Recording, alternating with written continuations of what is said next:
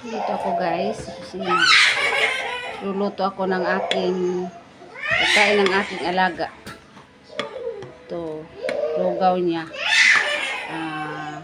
Rice and patatas and carrots and with kamunggay and banana.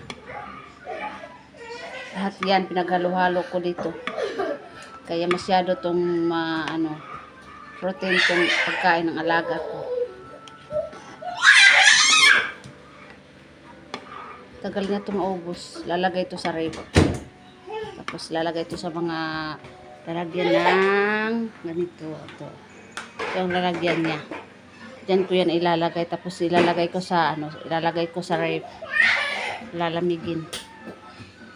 Mga 4 na araw niya yung kain. Ito.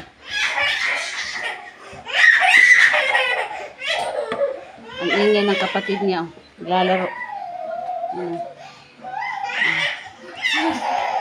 Ang alaga ko doon nakaupo.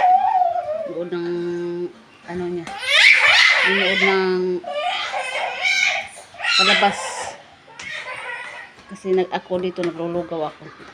Kaya pinaupo ko muna siya para makagawa ako ng dito.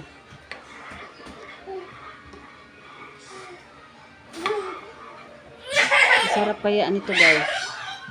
Alam mo, grabe ang protein nito. Imagine mo patatas, then carrots and with kamunggay. Anong English ng kamunggay? Hindi ko alam. Comment lang kayo kung anong English ng kamunggay. Then banana. Ano ko dito? Bango, sarap kainin nga eh. Tatakam din ako eh. Ang bango kaya, ang amoy, ang bango. Tagal ko to niluluto kasi ayoko nang madaling mapanis kasi pag hindi mo masyadong lutuin.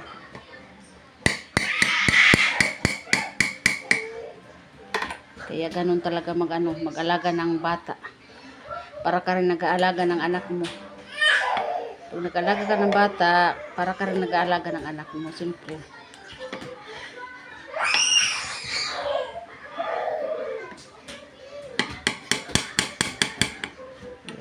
Ganon. Malapit na yan maluto guys. Luto naman yan. Kaya lang mas linuluto ko pa na masyado para hindi siya dali mapanis. Kaya thank you guys for watching.